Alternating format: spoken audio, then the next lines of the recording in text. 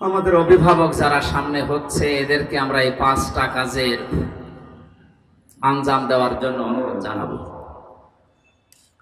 আল্লাহ পাক বলেন মুসা এদেরকে বলো নিজ নিজ এলাকায় যে তারা যদি লাইন আকামতুমুস সালাতা ওয়া আতাইতুমুজ যাকাতা ওয়া আমানতুম বিরুসুলি, 1 নম্বরে এরা যেন নিজ এলাকায় গিয়ে নামাজ কায়েম করে। কি করে বলেন? বাংলাদেশের প্রধানমন্ত্রী যিনি হবেন, এই শপথ নেওয়ার পরেই তাদের উচিত হবে মুসলিম হিসাবে 56,000 বর্গ মাইলের দেশে আল্লাহর রহমত, দয়া এবং তাকে যদি আমরা সঙ্গে রাখতে চাই, সংসদে সর্বপ্রথম বিল পাশ করা লাগবে নামাজের। এ দাবিতে আপনারা আছেন না নেই? সূরা হজের 40-41 নম্বর আয়াতে আল্লাহ কোরআনে কারিমে জানিয়েছেন, কোন মুসলিম যদি রাষ্ট্র ক্ষমতা পায়, চেয়ার পাওয়ার পরে সংসদে প্রথম অধিবেশনেই তারা 4টা কাজ জারি করবে।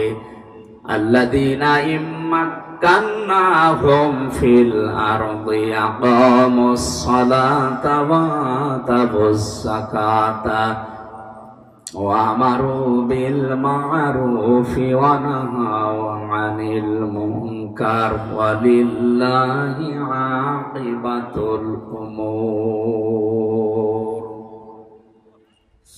আমি পৃথিবীর কোন মুমিনকে যদি রাষ্ট্র ক্ষমতায় বসাই, ক্ষমতার চেয়ারে বসার পরেই তারা সর্বপ্রথম সংসদে নামাজের বিল পাশ করবে। কিসে? 50 বছরের উপরে আমরা পার হয়ে গেলাম, স্বাধীন হয়েছি। আপনি ঘুরে ফিরে দেখেন 50 বছরে একবারও কোনো হিন্দু প্রধানমন্ত্রী হয়নি। হয়েছে? বলেন বলেন। নামে হলে অন্তত মুসলমান প্রধানমন্ত্রী আমরা পাই। রাষ্ট্রপতি বলেন, প্রধানমন্ত্রী বলেন, যাই আমরা 50 বছরে পেয়েছি সে মুসলিম। উচিত ছিল অন্তত এদেশে 50 বছরের সংসদে নামাজের বিলটা পাশ করা।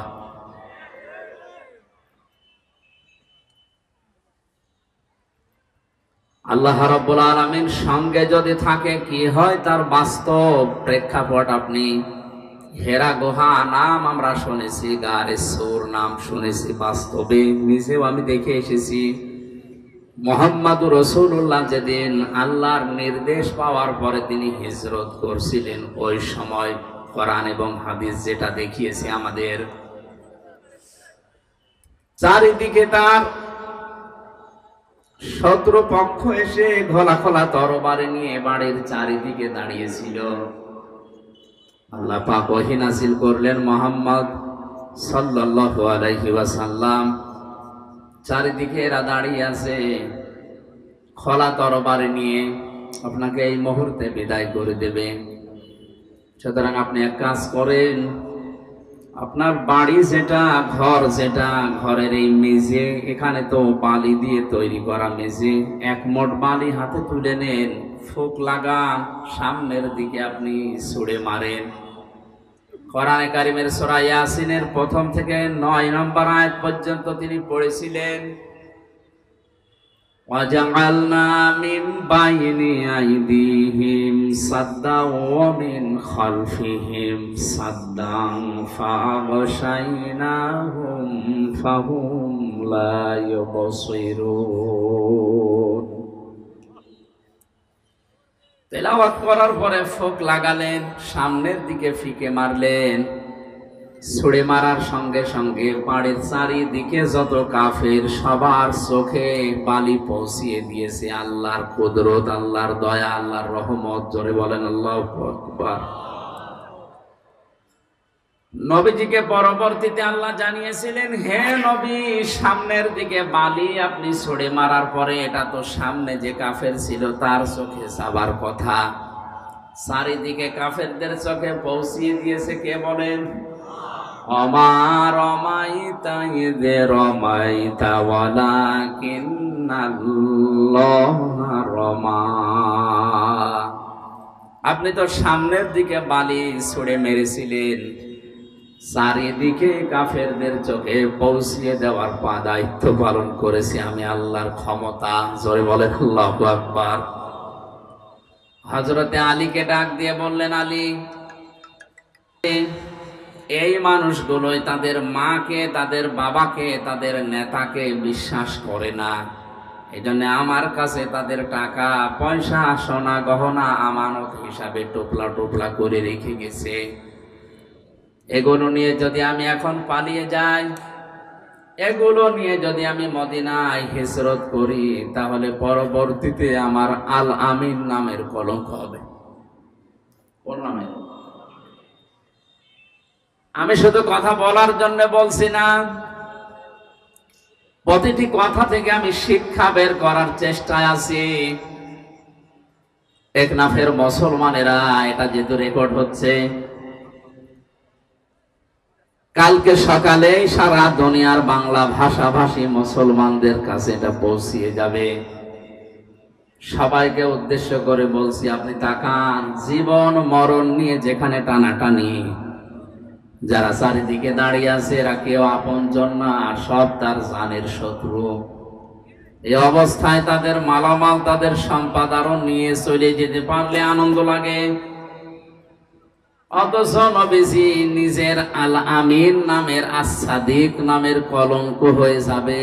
এ কারণে নিজের চাচাতো ভাই হযরতে আলীকে ডাক দিয়ে বললেন, আলী, এ জায়গাটা যদিও নিরাপদ না, তারপরও তুমি আমার বিছানার উপরে আমার চাদর মোড়া দিয়ে এখানে শুয়ে থাকো। আমানতের দায়িত্ব কত কঠিন আপনি চিন্তা করেন। এই জন্য দুনিয়াতে যে যে দায়িত্ব পাবে এটা কিন্তু একটা আমানত। আমি আমানত সম্পর্কে কোরআনে যত আয়াত পড়েছি, সবচাইতে কঠিন বিষয় হচ্ছে মানুষের জীবনের দায়িত্ব নেওয়া। এই আমানতটা আমার নিজের দায়িত্বে আমি নিয়ে কিয়ামতে জবাব দিতে পারবো কিনা, লক্ষ কোটি কোটি মানুষের দায়িত্ব আমার মাথার উপরে। এই যে কত কঠিন বিষয়, এটা আপনি যতক্ষণ অনুধাবন না করবেন ততক্ষণ বুঝবেন না। এই জন্য নবীজি থেকে শুরু করে যারা এই দুনিয়ায় দায়িত্ব পেয়েছে, আমরা দেখি খলাফায়ে রাশিদিন সহ কেউ জোর করে দায়িত্ব নিতে চাইতো না, বলতো না আমি নিজের জীবন সম্পর্কে তো ওয়াকিফাল না, আমি নিজের জীবন সম্পর্কে জবাব দিতে পারবো কিনা। এতগুলো মানুষের দায়িত্ব নিয়ে কিয়ামতে আমি নিজে আবার জাহান্নামী হয়ে যাই কিনা। এই অনুভূতি যতক্ষণ পর্যন্ত এই দেশের 1628 জন মানুষ এখন দায়িত্বে আছে, এই মানুষগুলোর ভেতরে যতক্ষণ হযরতে ওমরের মতো অনুভূতি সৃষ্টি না হবে, ততক্ষণ এই দেশ শান্ত হওয়া সম্ভব না। বিশ্বনবীর জীবনী শুনি অনেকে এই যে সুবহানাল্লাহ, আলহামদুলিল্লাহ, অনেকের চোখ ভিজে যাচ্ছে। একই কষ্ট করেছে। নিজের বাস্তব জীবনের সাথে যদি আপনি মিলাতে যান, তখন টের পাবেন এই বাস্তবতা কত কঠিন। আমরা জানি নবীজির জীবনী শুনলে সওয়াব হয়। হ্যাঁ, কখন সওয়াব হয়? যখন এই কথাগুলো নিজের প্র্যাকটিক্যাল লাইফে আপনি মিলাতে পারবেন তখন। হযরতে আলীকে বললেন, আমার এই চাদরটা মোড়া দিয়ে এখানে ঘুমিয়ে থাকো। ওই যে টোপলা টোপলা গুলো দেখতে পাও, এগুলো কারো স্বর্ণ, কারো রূপা, কারো টাকা পয়সা আমার কাছে রাখা। ওরা নিজেদের মানুষদেরকে বিশ্বাস না করে আমার কাছে আমানত রেখেছে। এগুলো আমি হিজরত করে যখন চলে যাব, ওরা সকালবেলায় এসে আমারে পাবে না।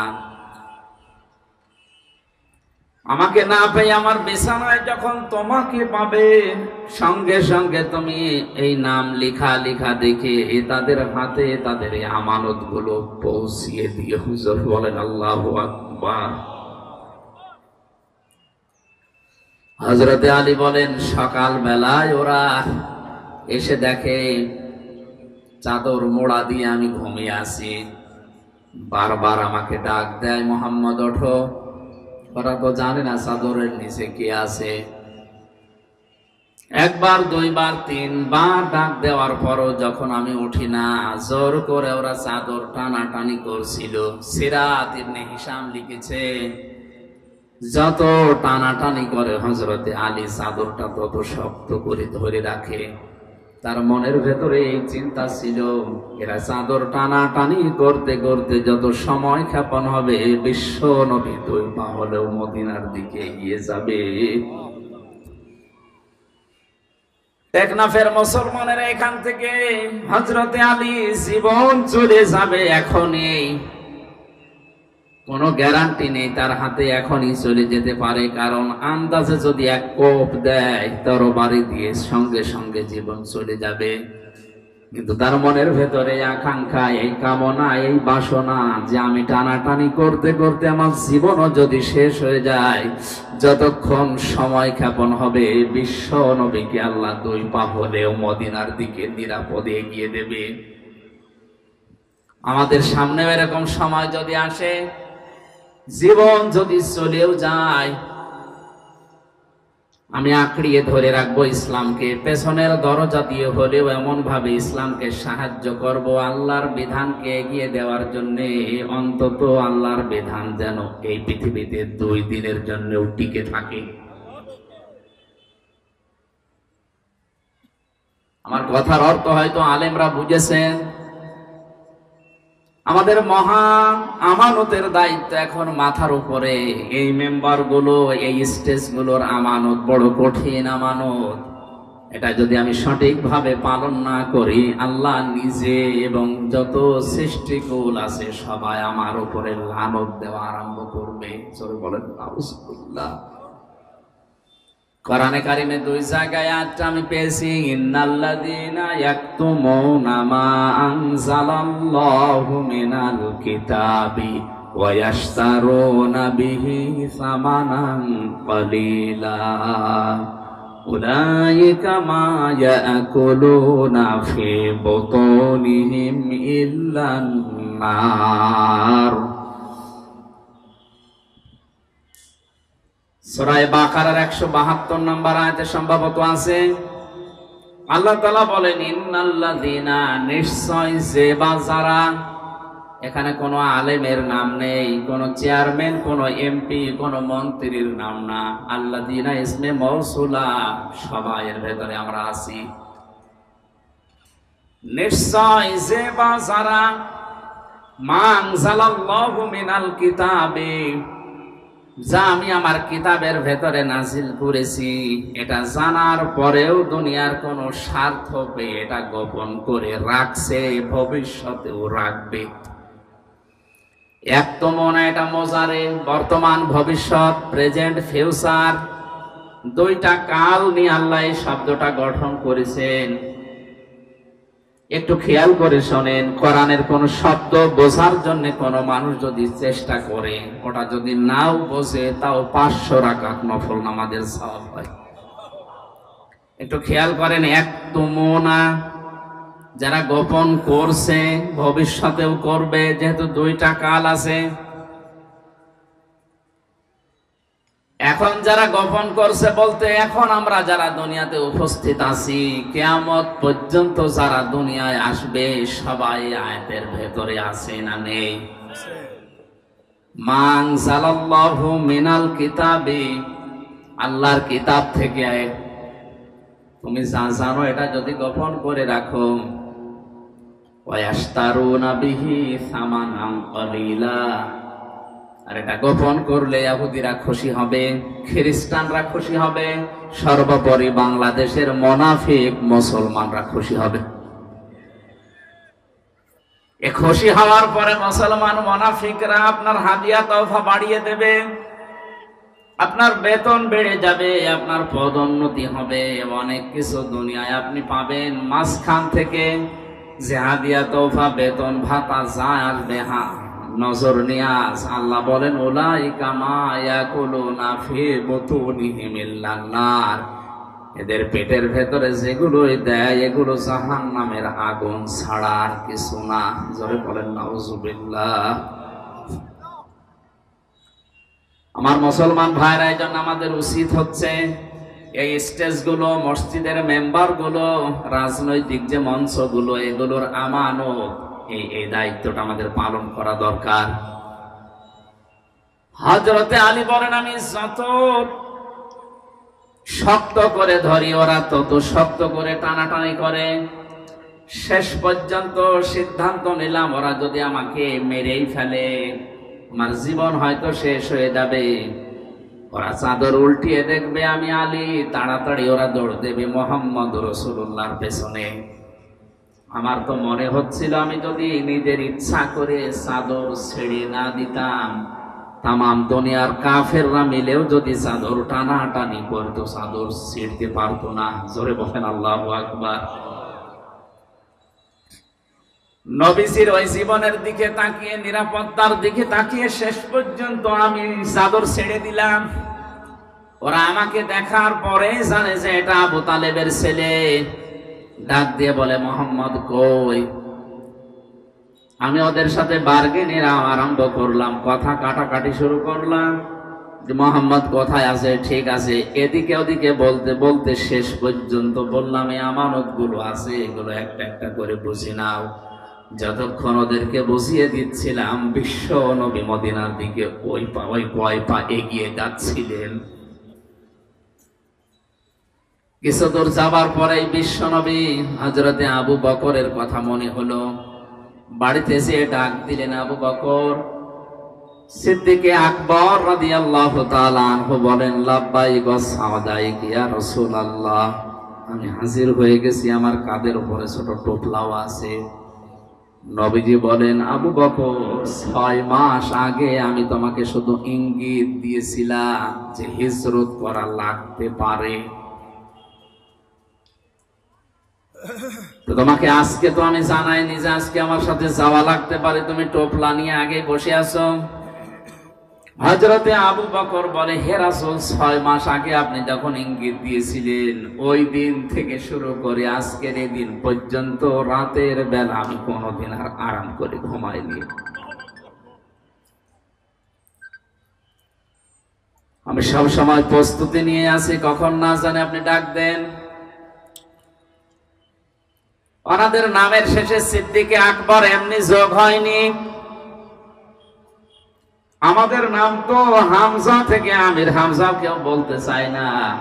ওনাদের নাম উচ্চারণ করলে সঙ্গে সঙ্গে সিদ্দিক বলার পরে রাদিয়াল্লাহু আনহু বলা লাগে। এটা শুধু 1 বছর, 2 বছর, 5 বছর না, কিয়ামত পর্যন্ত যত মুসলমান দুনিয়ায় আসবে, তাদের নাম শুনলেই বলা লাগবে রাদিয়াল্লাহু তাআলা আনহু।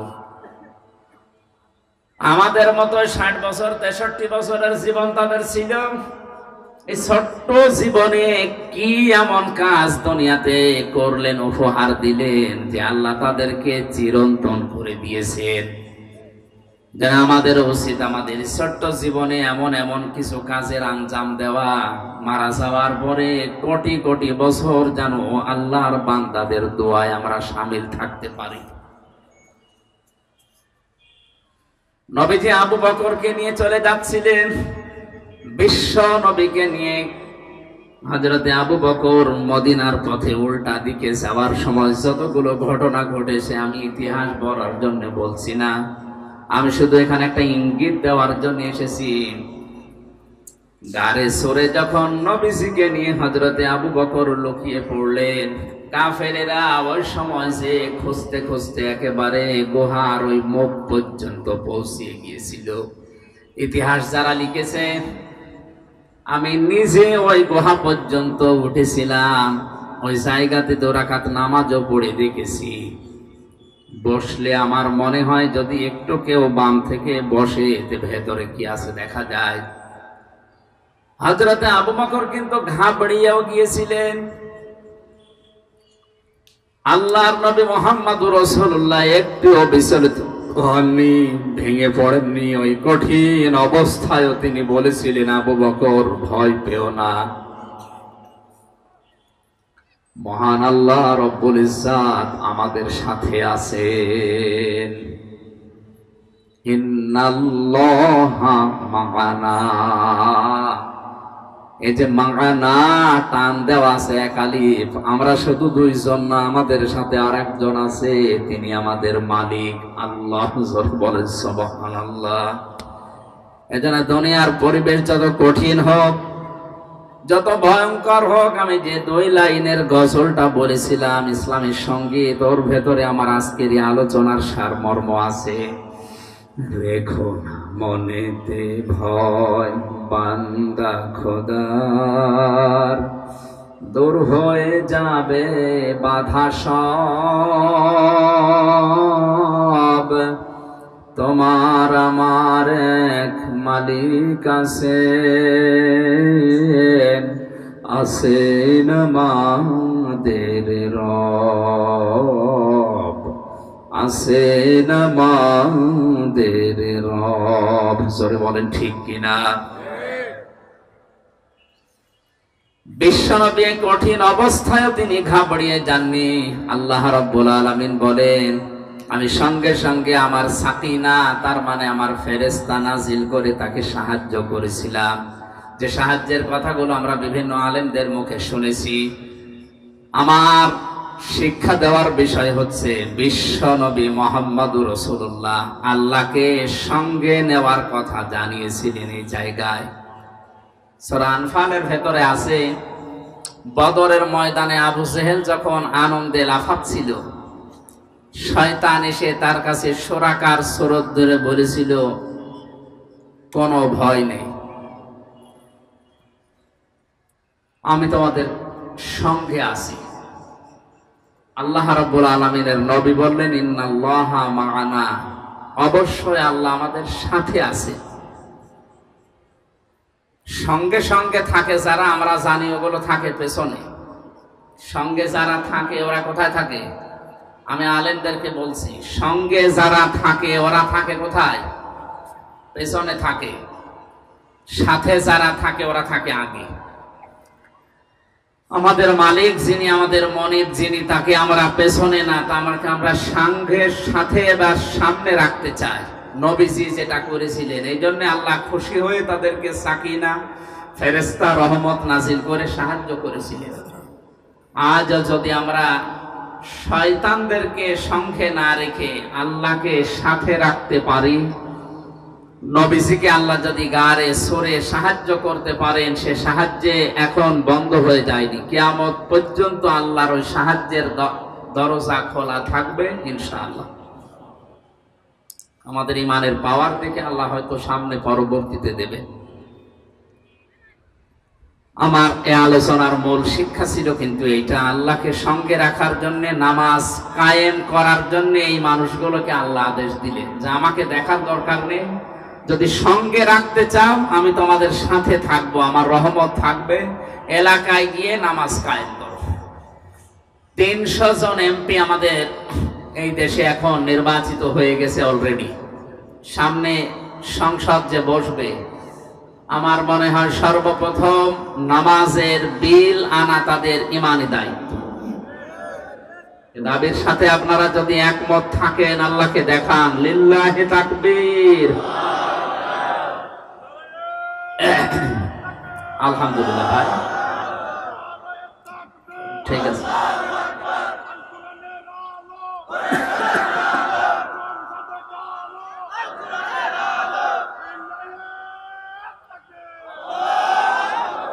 টেকনাফবাসী, আমি কথা বোঝাতে চাই এটা যে 50 বছর পার করে ফেলেছি, কিন্তু এই নিয়মটা আজও সংসদে আমরা পেলাম না। আমাদের এটা পাওয়ার দরকার ছিল, তাহলে নামাজের অন্তত ওয়াজ করা লাগতো না।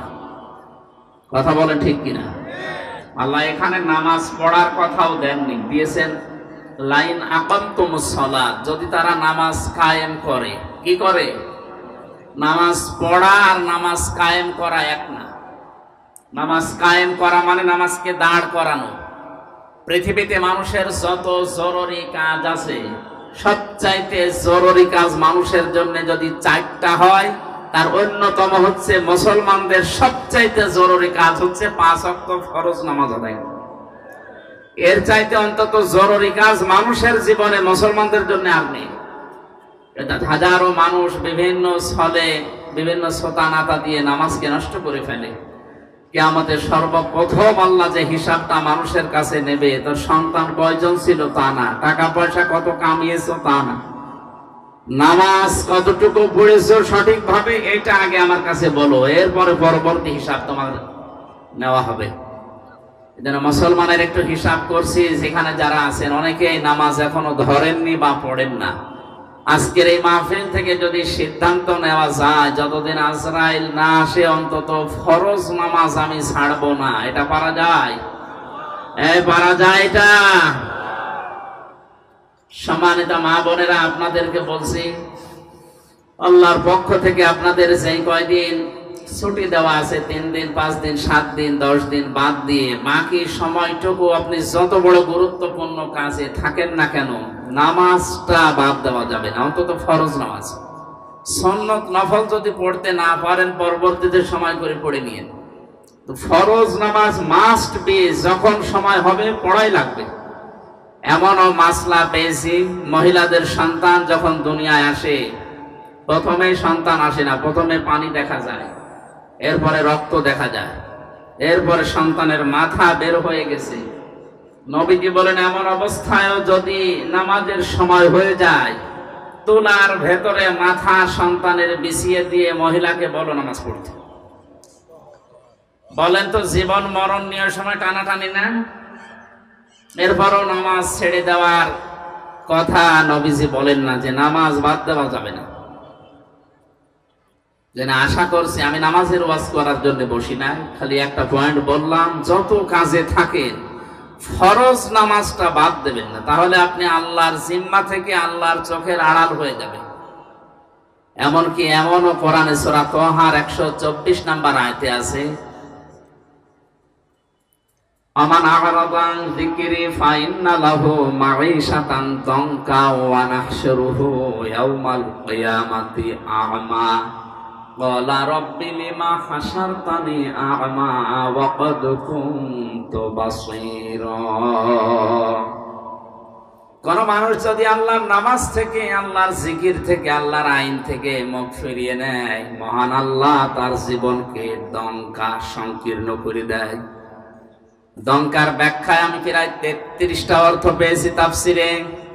এবার যারা মুফাসসির আছে, আলেম আছে, একটু জ্ঞানী মানুষ আছে, তাদেরকে বলছি, আল্লাহ রাব্বুল আলামিন দঙ্কা শব্দ মাঝখানে লাগালেন কেন? আমি ভার্সিটিতে থাকাকালীন যত তাফসির এই দঙ্কা শব্দ নিয়ে মিলিয়েছিলাম, মুফাসসিরিন ইকরাম সবাই এই বাক্যের এই শব্দের এক অর্থই দিয়েছে, এটা দুনিয়ার আয় উন্নতি মনে হবে, অনেক কিছু করে ফেলেছি। আল্লাহর বিধান বাদ দিয়ে কেউ যদি সম্পদ উপায় করে, আল্লাহর বিধান নষ্ট করে কেউ যদি দুনিয়ায় জন্ম চোখে দেখতে পাওয়া যায়, বহু কিছুর মালিক হয়ে গেল লোকটা। আল্লাহ পাক বলেন ওর ভেতরে আমি বরকত দেব না, শান্তি রাখবো না। আসবে 10 টাকা, বিভিন্ন সাইড দিয়ে যাবে আরো 12 টাকা। সরে বলেন নাউজুবিল্লাহ। আল্লাহর বিধান বাদ দিয়ে কেউ যদি সুদ খায়, এটা আল্লাহর বিধানে আছে না বাইরে? এই কথা বলেন না কেন?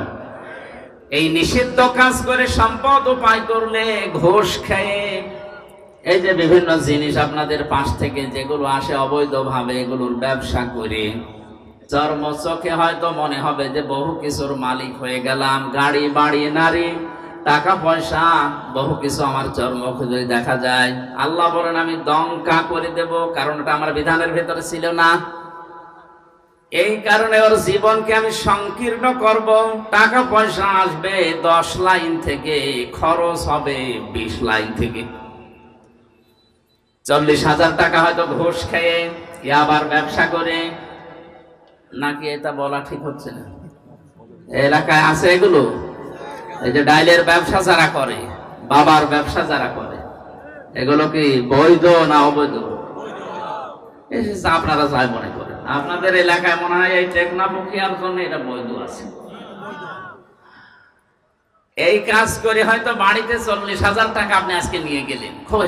এই দঙ্কাটা ভালো করে শোনে না, 40,000 টাকা বাড়িতে নিয়ে গিয়ে দেখলেন আপনার স্ত্রী মাথা ধরে পড়ে আছে।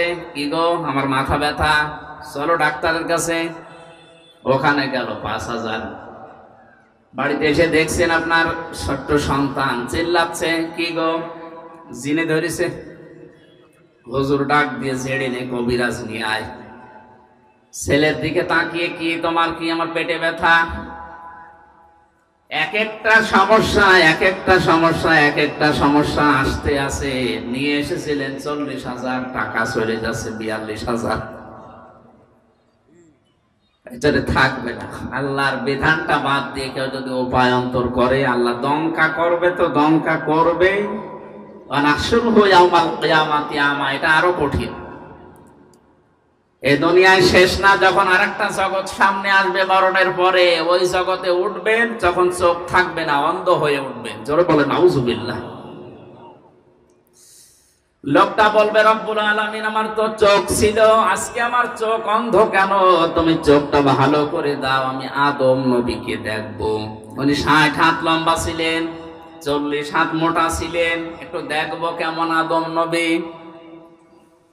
আল্লাহ রাব্বুল আলামিন ধমক দিয়ে বলবেন, ক্বালা কাযালিকা তাতকা আয়াতুনা ফানাসিতাহা ওয়া কাযালিকাল ইয়াউমা তুনসা। আজকের এই দিনে আমি তোকে ভুলে গেলাম, যেভাবে তুই আমার বিধান, আমার নামাজ, আমার জিকির, আমার আইন ভুলেছিলি। শুধু ভুলেই গেলাম না, তুই যে আমার বান্দা ছিলি হামজা নামে একজন, তুই যে আমার বান্দি ছিলি রহিমা নামে একজন, কোনদিন তোদের এই নাম আমি আল্লাহর এই জবানে আর উচ্চারণ করব না।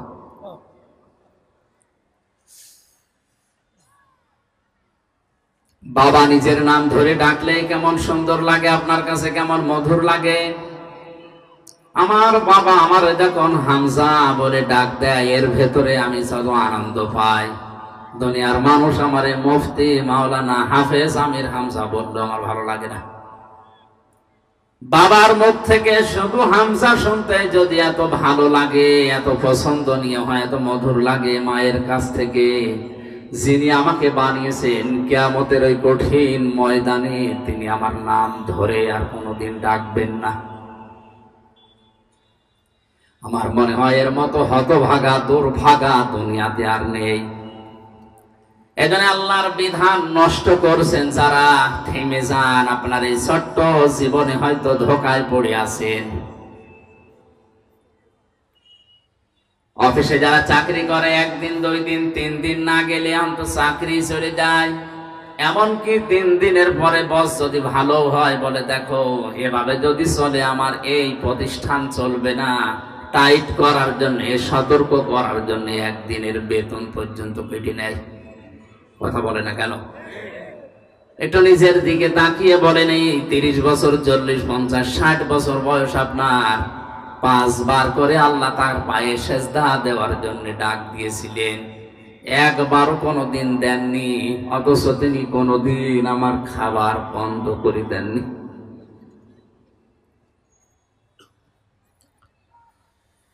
কক্সবাজারবাসী আমার আল্লাহকে সঙ্গে রাখতে চায়।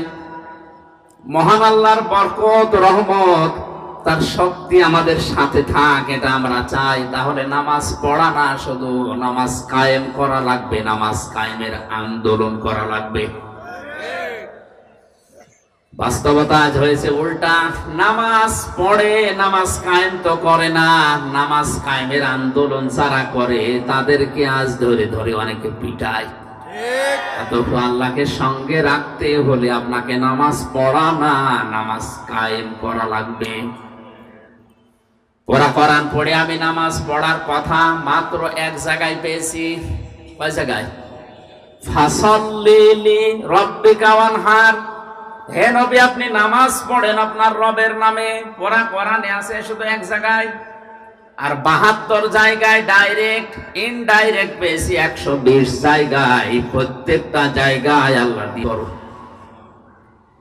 নামাজ কায়েম করো। এতবার বলার দরকার কি? প্রত্যেকটা শাব্দিক অর্থের একটা অর্থ থাকে। এই যে অক্ষরগুলোর একটা শাব্দিক অর্থ থাকে। কেউ যদি টাকা পয়সা নিয়ে আপনার সাথে ব্যবসা করে, আমরা 2 জন ব্যবসা করতাম, ওনার 5 লাখ আমার 10 লাখ টাকা এক জায়গায় করে ব্যবসা করেছিলাম, হঠাৎ 2 মাস পরে উনি যে লাভ হয়েছিল লাভগুলো নিয়ে টাকা পয়সা নিয়ে পালিয়েছে। মাওলানা আমারে জিজ্ঞাসা করছে, আমির হামজা আপনার সাথে যে ব্যবসা করতো সেই লোক কই? আমি যদি ওনারে বলি 65 মানে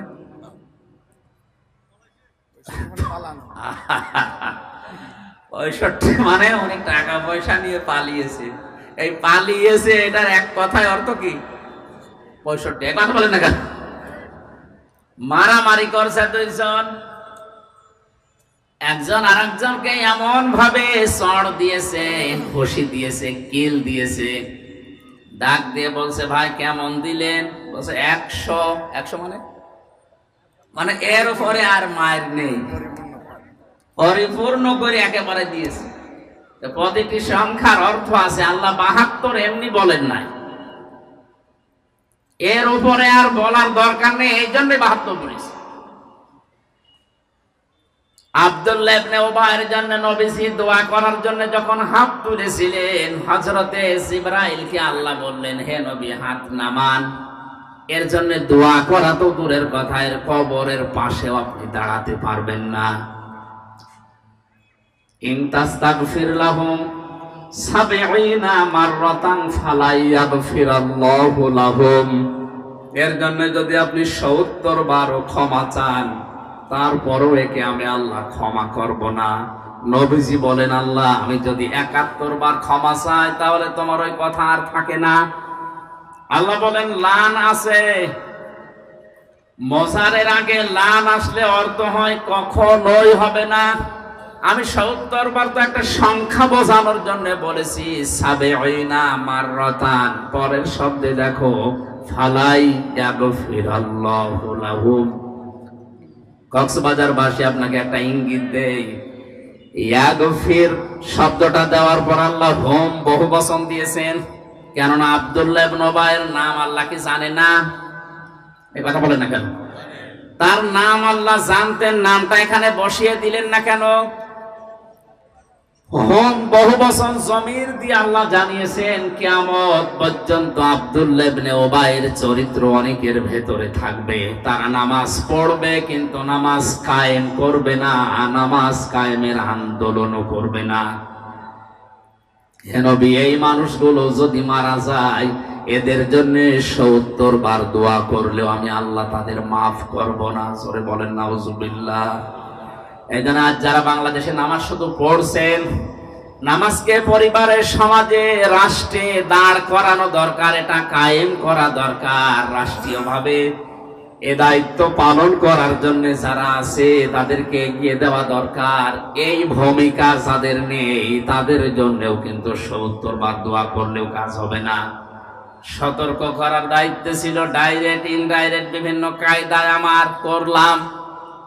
এখন যদি আপনি সেই গন্ডারের মতো হন, আমার দাদা মারা গেছে জেলখানায় থাকার সময়, তিনি জীবিত থাকতে বলতেন, একজন শ্বশুর বাড়ি যাওয়ার সময় দেখছে একটা গন্ডার হাঁস দাঁড়িয়ে আছে রাস্তার পাশে। গন্ডারকে কাঁতো কুতো দিয়েছে, হাসে না। 3 দিন শ্বশুর বাড়ি থাকার পরে ফিরে আসার সময় দেখে গন্ডার হাসতেছে। কি গো, 3 দিন আগে কাঁতো কুতো দিলাম তখন হাসলে না, এখন হাসতেছ? গন্ডার বলে, বন্ধু এই 3 দিন সময় লেগেছে চামড়া ভেদ করে কাঁতো কুতো লাগতে।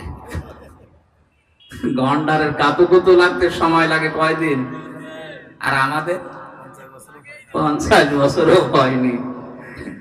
এই 50 বছর অনেক কোরআনের পাখি ওয়াজ করেছে যে নামাজ কায়েম করা লাগবে। কথা বলে না কেন? আব্দুল্লাহ ইবনে উবাই নামাজ পড়তো, তাও আমার মতো হামজার পেছনে না, নবীজির পেছনে। এই টেকনাফ বাহারছড়া মসজিদে না, ও নামাজ পড়ে কাবা শরীফে, মসজিদে নববীতে। নামাজ শুধু পড়েছে, নামাজে কায়েম করা লাগবে আল্লাহকে সঙ্গে রাখার জন্য, দায়িত্ব তার জীবনে ছিল না। এই জন্য 70 বার দোয়া করেও আল্লাহ তাকে মাফ করেনি, এমনকি তার কবরের পাশে দাঁড়ানো নিষেধ। এই জন্য আল্লাহ ইয়াগফিরাল্লাহু লাহুম দিয়েছেন। এর মতো চরিত্রের দুনিয়ায় যারা আছে কিয়ামত পর্যন্ত আসবে, এদের জন্য যদি কাবা শরীফের ইমামও দোয়া করে মাফ চায়, আল্লাহ তাদের মাফ করছে না, করবে না, করছে না, করবে না। এই শব্দ কোথায় আছে? এই যে এক ফের মজারে, এর আগে লান, আরবি গ্রামার অনুযায়ী মজারের আগে লান আসলে অর্থ হয় কখনো কোশ্চিন কালেও হবে না। এই জন্য আমি সতর্ক করলাম এই আয়াত দিয়ে, হোম এই শব্দটা দিয়ে। আল্লাহ আমাদেরকে যেন বোঝার এবং বাস্তবে আমল করার তৌফিক দেন। সরে বলেন আমিন।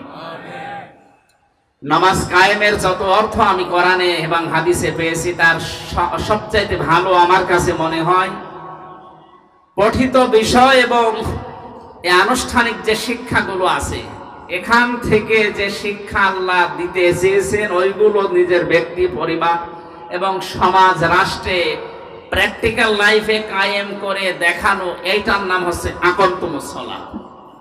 আমরা যে নামাজে দাঁড়িয়েছি কাতার সোজা হয়ে, কি হয়ে, এখান থেকে একটা শিক্ষা আল্লাহ আমাদের দিতে চান।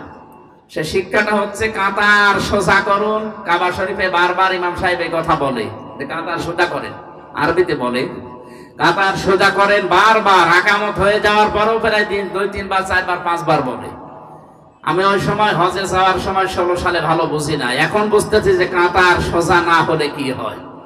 আজ বিশ্বের 57টা মুসলমান রাষ্ট্র, আমাদের কাতার যদি সোজা থাকতো, আমার মনে হয় এই ফিলিস্তিনের অত্যাচার বন্ধ হয়ে যেত।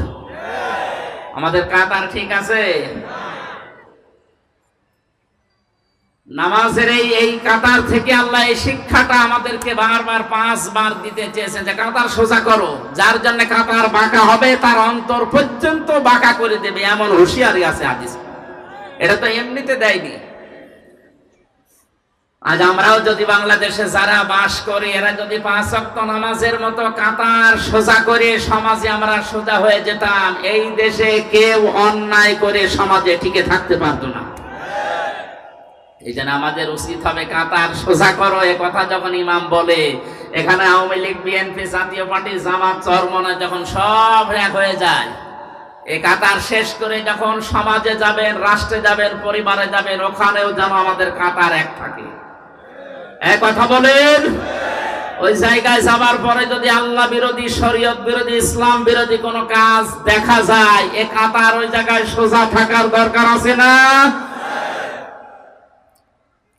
আমাদের শিক্ষা সিলেবাসে যে বিষয়গুলো এখন নতুন নতুন করে দেওয়া হচ্ছে, এগুলো যদি আপনি দেখেন, আপনার বিবেকে, আপনার এই মস্তিষ্কে, আপনার সত্যি মনুষ্যত্ব যদি বলে না এগুলো ইসলাম মেনে নেয় না, এগুলো আল্লাহ রসুলের বিরুদ্ধে, নামাজের ওই কাতারে দাঁড়িয়ে যেভাবে সব সোজা ছিলেন, পরিবারের, সমাজে, রাষ্ট্রে এসে যদি এই কাতার সোজা করা লাগে, আপনারা এই কাতার সোজা করে সোজা রাখতে রাজি আছেন? কারা কারা দেখি? লিল্লাহি তাকবীর,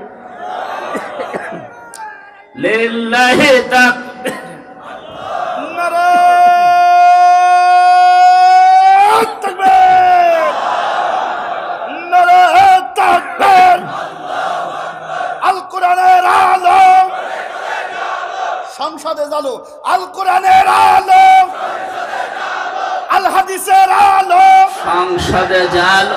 লিল্লাহি তাকবীর। আমার শরীর অসুস্থ, কণ্ঠ ভাঙ্গা, যার পরও ভাঙ্গা ভাঙ্গা কথায় আমি যেটা বোঝাতে চেয়েছি, আশা করছি আপনারা বুঝেছেন।